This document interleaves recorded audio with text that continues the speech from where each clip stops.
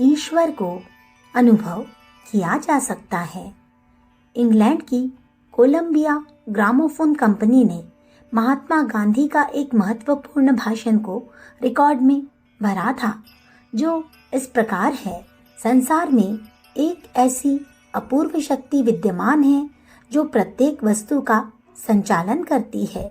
यद्यपि मैं उस शक्ति को देख नहीं सकता, पर उसका अनुभव करता हूँ। वह ऐसी गुप्त शक्ति है जो अपना अनुभव स्वयं ही करा देती है। वह ज्ञान प्राप्त कराती है कि ईश्वर भी कोई चीज है। साधारणतः लोग यह नहीं जानते कि शासन कौन करता है और वह ईश्वर क्या और कैसे शासन करता है। फिर भी लोग समझते हैं कि ऐसी कोई शक्ति अवश्य है जो हमारे ऊपर शासन करती है। कुछ वर्ष पूर्व मैंने मैसूर में भ्रमण किया और मुझे कुछ गरीब देहातियों से भेंट करने का अवसर मिला। पूछने पर मुझे मालूम हुआ कि वह यह नहीं जानते कि मैसूर में शासन कौन करता है। उन्होंने केवल इतना उत्तर दिया, कोई देवता शासन करता है। यदि उन लोगों को अपने राजा का भी ज्ञान नहीं, तो इसमें कोई आश्चर्य की बात नहीं है कि सम्राटों के सम्राट परमात्मा का ज्ञान मुझे नहीं है। पर जैसे मैसूर के देहाती यह जानते हैं कि उन पर कोई राजा शासन अवश्य करता है, वैसे ही मैं भी यह अनुभव करता हूँ कि प्रत्येक वस्तु का संचालक कोई अवश्य है। वह कोई अंधा कानून नहीं है, क्योंकि कोई भी अंधा कानून जीवित प्राणियों पर शासन नहीं कर सकता। वह कानून क्या है? ईश्वर। कानून और कानून का रचने वाला दो नहीं, एक ही है। मैं कानून के रचयिता के अस्तित्व को इनकार नहीं कर सकता, क्योंकि मैं उस ईश्वर के संबंध में कम जानता हूँ।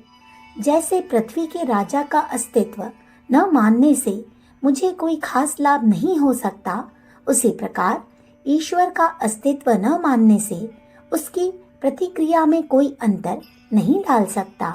ईश्वर को अंतिम मान लेने से जीवन यात्रा सुलभ हो जाती है। मैं यह स्वीकार करता हूँ कि मेरे आसपास जो भी चीजें हैं सभी परिवर्तनशील है, पर उन सबका परिचालन करने वाली ऐसी एक वस्तु है जो अपरिवर्तनीय है। वही सबको रचती है और फिर बिगाड़ देती है और दोबारा फिर उसी प्रकार रचना कर देती है। वह वस्तु ईश्वर है, जिसे मैं ज्ञान द्वारा देख सकता हूँ। वह और कुछ नहीं, केवल ईश्वर है। मृत्यु में जीवन है, असत्यता में सत्य है, अंधकार में प्रकाश है। इसलिए मैं सोचता हूँ कि ईश्वर जीवन, सत्य और प्रकाश है। वह प्रेम है, वह सर्वोत्तम है, वह हृदय का नियंत्रण करता है। उसके प्रत्येक कार्य में उसकी झलक है। हमारे पांच ज्ञान हमें जो भी प्रकाश दे सकते हैं, उससे भी अधिक प्रकाश उसकी भक्ति अनुभव करने में है। हमारी पांच ज्ञानेंद्रियां हमें जो प्रकाश देती है, वह चाहे हमें कितना ही वास्तविक मालूम पड़े, पर वह नकली भी हो सकती है। जब हमें ज्ञानेंद्रियों से भी अधिक कुछ अनुभव होता है, तो वह उस शक्ति को ही अनुभव होता है। पर यह अनुभव वही कर सकता है जो अपने में ईश्वर का अस्तित्व मानता है। उसका अस्तित्व सभी देशों और सभी वायुमंडलों में है। इसको इनकार करना अपने ही अस्तित्व को इनकार करना है। उसके अस्तित्व का अनुभव विश्वास से हो सकता है, और विश्वास सहज में उत्पन्न नहीं होता।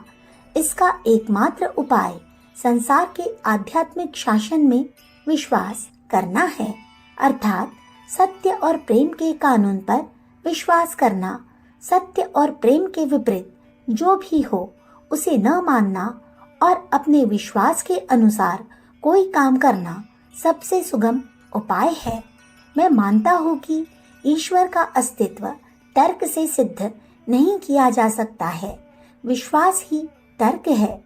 मैं जो भी कह रहा हूँ वह असंभव नहीं है। मैं बुराई को मानता हूँ। मेरा विश्वास है कि संसार में उसने ही बुराई फैलाई, पर उसमें स्वयं कोई बुराई नहीं और वह उससे दूर ही है। मैं जानता हूँ कि जब तक मैं अपने प्राणों तक की भी बलि देकर बुराइयों का सामना करने को तैयार नहीं रहूँगा, तब तक मैं ईश्वर को नहीं जान सकता। मैंने अपने निज के अनुभव से ऐसा ही ज्ञान प्राप्त किया है। जितना ही मैं अपने को अधिक से अधिक गरीब बनाता जाता हूँ, उतना ही ईश्वर नजदीक दिखलाई देता है। जब मेरा विश्वास हिमालय की भांति अचल और बर्फ की भांति स्वच्छ हो जाएगा, तब मैं ईश्वर के निकट अधिक पहुंच सकूंगा। अखंड ज्योति, मार्च सन 1950, पृष्ठ संख्या 9-10। हमारे YouTube चैनल विचार क्रांति दूत अखंड ज्योति पत्रिका को सब्सक्राइब करें एवं अगली वीडियोस प्राप्त करने के लिए बेल आइकन दबाएं। धन्यवाद।